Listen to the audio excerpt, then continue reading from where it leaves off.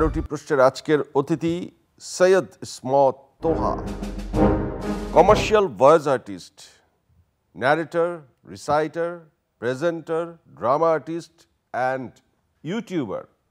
YouTuber শুনলেই মনে হয় যে একটা বাচ্চা ছেলে, তাই কিন্তু আপনাকে তো মোটামুটি একটু বয়স্ক বাচ্চা লাগে।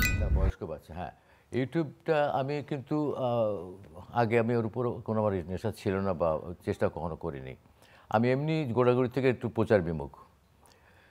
70 দশক থেকে শুরু করে আজ অবধি আমি কিন্তু কখনো মনে হয় না যে একমাত্র রিকোয়েস্টে ইন্টারভিউ দিয়েছি, কিন্তু আমি কখনো নিজেকে প্রচার করিনি। কিন্তু এই আপনি বয়সে এসে 60,000 বিজ্ঞাপন, বিভিন্ন নাটক, চলচ্চিত্র, ডকুমেন্টারিতে। ডকুমেন্টারি, এই সমস্ত কাজে আপনার ভয়েসকে ব্যবহার করা হয়েছে এবং সবচেয়ে দামি ভয়েসই সম্ভবত আপনার। হ্যাঁ, অলমোস্ট 95% ডকুমেন্টারি আমি এখনো পর্যন্ত করি। আচ্ছা, এটার পেছনে আপনার ভয়েসটা যে একটা স্পেশাল ভয়েস, এটা কি আপনি প্রথম বুঝলেন নাকি যারা ভয়েস নিয়ে কাজ করে তারা বুঝেছে? তারা বুঝেছে। আমি নিজে আগে যেটা করতাম, যে আমি নিজে ভয়েস দিয়ে নিজে রেকর্ড করতাম, করার পর আমি নিজে স্যাটিসফাই হতাম যে হ্যাঁ আমার ভয়েস চলবে। তারপর থেকে আমি কাজে নামি। আমার এই লাইনে আসার শুরুটা হয়েছিল যখন আমার বয়স 4 বছর। তখন থেকে আমি কিন্তু অনুশীলন শুরু করি। আমার কিন্তু কোনো ওস্তাদ ছিল না, আমি আমার নিজের ওস্তাদ। ভয়েসের হ্যাঁ, হ্যাঁ। ভয়েসের অনুশীলন আবার কেমন? আপনি তো আর গান গান না। না, তাহলে কি গান গাই অনুশীলন? না। তবে আমার ছোটোবেলা থেকেই ওই বাসায় রেডিও ছিল, আমার বাবা শুনতেন, আমি শুনতাম। তখন বলতাম মানুষকে, যখন এইটুকু বাক্সের মধ্যে কারা কথা বলে, আচ্ছা, এইখান থেকে আমার শুরু। মাকে জিজ্ঞেস করেছিলাম কারা কথা বলে, মা বলতো ছোটো ছোটো একটা মানুষ কথা বলে, তুমি বুঝতে পারবে না, তুমি বড় হয়ে গেছো। তা আমার ওই যে একটা আগ্রহ ছিল যে এতে কারা কথা বলে, এটা আমি দেখবো। কথা বলা, এর প্রতি আগ্রহ তৈরি হওয়া, হ্যাঁ। এবং তারপর প্রথম এই কথাকে কাজে কে লাগায়, কিভাবে আপনি কথাটার ব্যবহারটা করেন কমার্শিয়ালি। আমার অনুসরণটা শুরু হয়েছে ক্লাস 6-এ যখন পড়ি তখন থেকে। কিন্তু প্রথম যখন ইয়েতে ইটিভি আসলো দেশে, তখন আমি অডিশন দিলাম। ওখানে দিয়ে আমি টিকে গেলাম। এবং তখন থেকে একটা অনুষ্ঠান হতো, 71-এর এই দিনে বলে একটা অনুষ্ঠান হতো। ওই অনুষ্ঠানে প্রথম আমার শুরু। ওইখান থেকে আস্তে আস্তে আমার পরিচিতি পেয়ে গেল আর কি। বাহ! এখন ভয়েস ইন্ডাস্ট্রিতে আপনাকে কিং বলা হয়, বা আপনি ভয়েস ইন্ডাস্ট্রির রাজত্ব করেন অনেকে থাকা সত্ত্বেও। এই বয়সেও ভয়েস দিতে গিয়ে আসলে শরীরের কতটুকু এনার্জি, মেধা এবং পরিশ্রমটা কি পরিমাণ একটু জানাবেন? প্রচুর প্রচুর। আপনার হয়তো অনেকে মনে করে কি যে ভয়েস দেওয়া খুব সোজা জিনিস, আসলে কিন্তু তা না, খুবই কঠিন জিনিস। আমরা বাংলায় কথা বলি, বাংলাও খুব কঠিন একটা সাবজেক্ট। কিন্তু মেন যেটা দরকার, আমি যে জিনিসটা ভয়েসটা দেব, আমাকে বুঝতে হবে যে আমি কোনটা ভয়েস দিচ্ছি। ডকুমেন্টারি আমাকে বলে দেবে তার ক্যারেক্টারটা কোনটা, কীভাবে ভয়েসটা ডেলিভারি দিতে হবে, ওইটা বুঝে ভয়েস দেই আমি। এবং আমি প্রথম বাংলাদেশে ডকুমেন্টারিটাকে ড্রামাটাইজ করে পড়া শুরু করি, এবং সেইটাই সবচেয়ে বেশি গ্রহণযোগ্য হয়েছিল। আপনি তো পবিত্র কোরআন তেলাওয়াতের তর্জমাও করেছেন বাংলা। হ্যাঁ, হ্যাঁ, পুরো কোরআন তেলাওয়াত। পুরো 30 পারা কোরআনের তর্জমা আমি 2বার করেছি, এবং আরেকটা কথা চলছে, আরেকটা মনে হয় সপ্তাহখানেকের মধ্যে শুরু হবে। তো আমার জীবনের অ্যাচিভমেন্ট, আমার জীবনের সবচেয়ে বড় কাজ যদি বলি, সবচেয়ে বেস্ট কাজ যদি বলি, তাহলে পবিত্র কোরআনের তর্জমাটাই সবচেয়ে। মাশাআল্লাহ। আপনি তো তর্জমা করতে গিয়ে অনেকবার পড়তে হয়েছে এবং কিছু কিছু অংশ আপনার মুখস্থ হয়ে গেছে। না, মুখস্থ না, এটা তো মুখস্থর প্রয়োজন পড়ে। আমি তো তর্জমাটা করেছি তো দেখে, কিন্তু এটা যে পড়ার যে স্টাইলটা, ওই স্টাইলটা আমি কিন্তু আমার নিজের থেকে দিয়েছি, এবং ওইটাই সবচেয়ে বেশি হয়েছে। এই 80 দশকে আমি প্রথম করি। আমার এই অডিও দেওয়ার সময় প্রথম আমার একটা ইচ্ছে ছিল কি যে আমার জীবনে যদি একবার সুযোগ পেতাম পুরো 30 পারা কোরআন করার, কোরআনের তর্জমাটা রেকর্ড করার, ওই নিয়ত ছিল। এই নিয়ত আল্লাহ তাআলা যে পূরণ করেন, এটা আমি নিজে তার প্রমাণ। আমি যেদিন থেকে নিয়ত করেছি তার হয়তো 2 সপ্তাহের মধ্যে আমি এই সুযোগটা পেয়ে গেছি। মাশাআল্লাহ।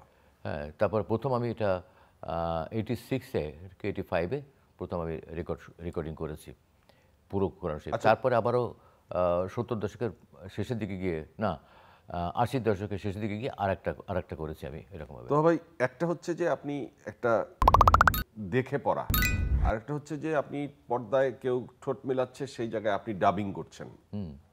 ওই যে ঠোঁট মেলানোটা, ওই ক্যারেক্টারের মুড বোঝা, বয়স বোঝা, ইমোশন বোঝা, এটা আসলে কঠিন নাকি কোনো ডকুমেন্টারি বা না, ডাবিং আমি অনেক করেছি, প্রচুর। আগে ডাবিং হতো, ইরানি ছবির ডাবিং হতো, তো ওইটা প্রথম শুরু করলাম আমি। ডাবিংটা আমি যেভাবে করতাম সেটা হচ্ছে কি যে আমি পুরো ক্যারেক্টারটা শুনে নিই আগে, যার ভয়েসটা ডাবিং করতে হবে ওইটা আমি প্রথমে শুনে নিই। শুনে নেওয়ার পরে ওই শোনার সাথে সাথে আমি কিন্তু স্ক্যান করে ফেলি। আমি জানি যে কোথায় কোথায় ওয়েট বা করলো, পজ দিল, ওইটা মেনটেন করে ব্যাস আমি শুরু করি, এবং ওই ফার্স্ট থেকে অথবা সেকেন্ড থেকে ওকে হয়ে যায়। ওকে। তো ভাই, অনেক ভয়েস আর্টিস্টই কাজ করছে, আপনি এর ভিতরে দুই একজনকে চেনেন বা মূল্যায়ন করেন, দুই একটি নাম আপনার কাছ থেকে শুনতে চাই, যাদের কাছ আপনার ভালো লাগে বা যাদেরকে আপনি পটেনশিয়াল মনে করছেন, এমন কারা? হ্যাঁ, এটা একটা ভালো কথা বলছেন আপনি। আমি প্রত্যেকটা মানুষের কিন্তু একটা এইম থাকে। একটা মানুষ যে গানের শিল্পী, সে যখন গান গায় সে আরেকজনকে ফলো করে বা তার প্রতি আগের থেকে তার একটা আগ্রহ থাকে। কোনো একটা ওস্তাদ ধরে, ওস্তাদের কাছ থেকে শিখে নিয়ে তারপর সে গান শেখে। যে কোনো, সে শুধু গান কেন, প্রতিটা জিনিসই। আমার কিন্তু কোনো ওস্তাদ ছিল না। আমি যখন প্রথম রেডিও শুনতাম তখন কলকাতা থেকে বিজন বোস খবর পড়তেন, নীলিমা সান্যাল খবর পড়তেন, দেবদুলাল বন্দ্যোপাধ্যায় খবর পড়তেন। আমি তাদের প্রতি আকৃষ্ট হয়ে বিজন বোসের কণ্ঠটাকে আমি নিজের মনে ধারণ করতাম। আমি কিন্তু না দেখেই তাকে আমি ওস্তাদ বলে মানতাম, তাকে কিন্তু কখনো দেখিনি। ওইখান থেকে আমার চর্চা শুরু হলো, আর সেইটার প্রতিফলন আজকে আমি এইখানে দাঁড়িয়ে। তো নতুন প্রজন্মের কাদের কাজ আপনার ভালো লাগে? নতুন প্রজন্মে হ্যাঁ অনেকেই করছে, তবে এর মধ্যে আমার সমতুল্য আমি ঠিক খুঁজে পাই না, না। আমি ঠিক করতে পারি আপনার না। ঠিক এই মুহূর্তে বয়স কত চলছে? আমার এখন ৭৩ চলছে। এই বয়সে আপনি প্রতিদিন কর্মক্ষম এবং কাজ করে যাচ্ছেন। অনেকেই এই বয়সে কাজ ছেড়ে, হাল ছেড়ে রিটায়ারমেন্টে জীবনযাপন আমি মাঝে মাঝে করছে। চিন্তা করি যে আর কতদিন করব। টায়ার্ড কি লাগে এখন? টায়ার্ড তো একটু লাগে, বয়স তো হয়েছে, তো একটু টায়ার্ড তো লাগেই। কিন্তু কর্মস্পৃহাটা কিভাবে পান? এটা আসলে আমার হয় কি যে যেদিন আমি কাজ না করতে পারি সেদিন আমার কাছে কেন খারাপ লাগে যে আমি একটা আজকে কিছু করতে পারছি না। এটা আমার অভ্যেস হয়ে গেছে এখন, কেমন যেন এটা না করতে পারলে আমার ভালো লাগে না। প্রতিদিন, আর আল্লাহর রহমতে আমার কিন্তু প্রতিদিন কিছু না কিছু কাজ থাকে। আমি এখন এখানে স্টুডিও থেকে বেরিয়ে এখন আবার যাবো আমি রেকর্ডিং করতে, আমার ডকুমেন্ট রেকর্ডিং করতে যেতে হবে। রেকর্ডিং করে সারা জীবন নির্বাহ করলেন নাকি সাথে অন্য না কাজ? না না, আমি চাকরি করেছি, কিন্তু চাকরির পাশাপাশি এটা করেছি। কি চাকরি ৭০-এ করেছেন? আমি প্রথম খুলনা রেডিওতে উপস্থাপনা শুরু করি অনুষ্ঠান ঘোষক হিসেবে, তারপরে সেখানে নিউজ রিডার হিসেবে কাজ করেছি, ড্রামা করেছি, ড্রামা প্রডিউস করেছি। এইখান থেকে আমি একেবারে ৭০ থেকে ৮৫ পর্যন্ত আমি খুলনা রেডিওতে ছিলাম। এরপরে ট্রান্সফার নিয়ে চলে আসি ঢাকাতে। খুলনা রেডিও থেকে ঢাকা রেডিওতে আসছেন।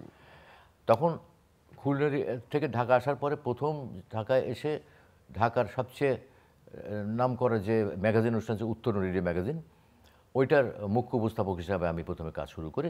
সেটার কাজ ছিল হচ্ছে রাত ৯টা থেকে ৯:৩০, আধা ঘন্টা মাত্র। সারাদিন বেকার থাকতাম। তারপর আমি চিন্তা করলাম কি যে সারাদিন বেকার থাকবো, শুধু একটা কাজ করব, কী করছে, আমি চলতে পারবো না। তখন আমি চাকরির সন্ধানে বেরোলাম এবং আল্লাহর আশীর্বাদ রহমতে আমি ১ মাসের মধ্যেই চাকরি পেয়ে গেলাম। বাহ। হ্যাঁ, সকালের দিকে ওটা করতাম, রাতে হলে আবার রেডিও ডিউটি। ভয়েস আর্টিস্ট হিসেবে টাকা কেমন পাওয়া যায়? অর্থনৈতিক বিষয়টি কেমন? আমি যখন প্রথম রেডিওতে আসি তখন 2টা ট্রান্সমিশন ছিল রেডিওতে। ফার্স্ট ট্রান্সমিশনটা ছিল সকাল 6:30 থেকে রাত বেলা 10টা পর্যন্ত, আর একটা ছিল বিকেল 4:30 থেকে রাত 11টা পর্যন্ত। ফুল ট্রান্সমিশন ডিউটিতে একটা শিফটে অনলি 7 টাকা পেতাম তখন আমরা, মানে সকাল 6:30 থেকে 10টা পর্যন্ত 7 টাকা, সেটা বেড়ে দাঁড়ালো 10 টাকায়। এখন অবশ্য আরও একটু বেশি, এখন বেড়েছে, বেশ কিছু বেড়েছে, কিন্তু আমি 7 টাকা দিয়ে শুরু করি।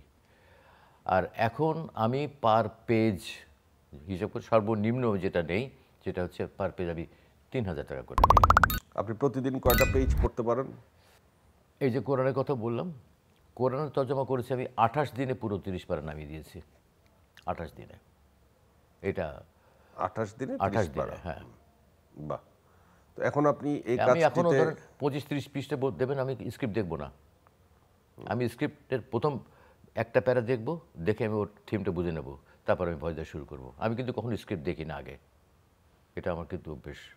ভয়েস আর্টিস্ট হিসেবে আপনি তো একজন সুপারস্টার। সেটা আপনারা বলতে পারেন, আমি জানি না। আমি নিজেকে এখনও শিল্পী মনে করি না, তার কারণ শিল্পী হওয়া অত সোজা না। দুটো গান গাইলাম আর সঙ্গে সঙ্গে গানের অ্যালবাম বের করে ফেলাম। শিল্পী হওয়া এত কঠিন কেন? কোন জায়গায় স্পর্শ করলে শিল্পী হওয়া যায়? শিল্পী হতে অনুশীলন লাগে, ধৈর্য লাগে, মেধা লাগে, মনন লাগে। এটা না হলে কোনো সময় ধৈর্য না থাকলে শিল্পী হওয়া যায় না।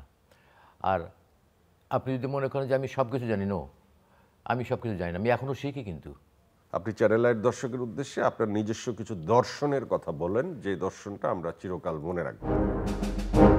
আমি ছোটোবেলা থেকেই বাবার কাছে আমি 4টা ওয়াদা করেছিলাম। বাবা আমাকে 4টা ওয়াদা করেছিলেন। প্রথম হচ্ছে কি, যে কোনোদিন কারোর আমানত খেয়ানত করবা না, আমি করিনি। দ্বিতীয় হচ্ছে কোনোদিন বাঁ পয়সা ইনকাম করবে না, ওরা বাঁ হাতের ইনকাম করবে না, ঘুষ খাবে না। আমি সরকারি চাকরি প্রথমে পেয়েছিলাম, 9 মাস চাকরি করে আমি ছেড়ে দিয়েছি। তৃতীয় নম্বর প্রশ্ন হচ্ছে, ওয়াদাটা হচ্ছে কি, কোনোদিন নেশা করবে না। আমি কোনোদিন নেশা করিনি, কখনোই না। আর 4 নম্বর হচ্ছে যে কারো কাছে টাকা ধার করবে না। আমার এই 73 বছর বয়সে আমি কখনো কারো কাছে 1টি টাকা ধার করিনি। আমি নিজে কখনো, আমার কাছ থেকে মানুষের টাকা ধার করেছে, আমি পাইনি, ফেরত পাইনি। কিন্তু আমি নিজে কারোর কাছে কখনো 1টি টাকা ধার করিনি। আমার কাছে কেউ কখনো টাকা পায় না, এটুকু আমি বলতে পারি। এই 4টা থিওরি যদি মেনে চলেন, আর বাবা মার প্রতি শ্রদ্ধা রাখতে হবে। বাবা মার দোয়া হচ্ছে সবচেয়ে বড় জিনিস। বাবা মা দোয়া করলে তার জীবনে মানে সুদিন ছাড়া দুর্দিন দেখিনি। আমার কোনোদিন কোনো অভাব হয়নি আল্লাহর রহমতে। আমি এখন সেভাবে আছি। আপনারা যদি আল্লাহকে মানেন, বাবা মাকে শ্রদ্ধা করেন, আপনার কোনো দিন কোনো অসুবিধা হবে না, এটুকু আমি বিশ্বাস রাখি।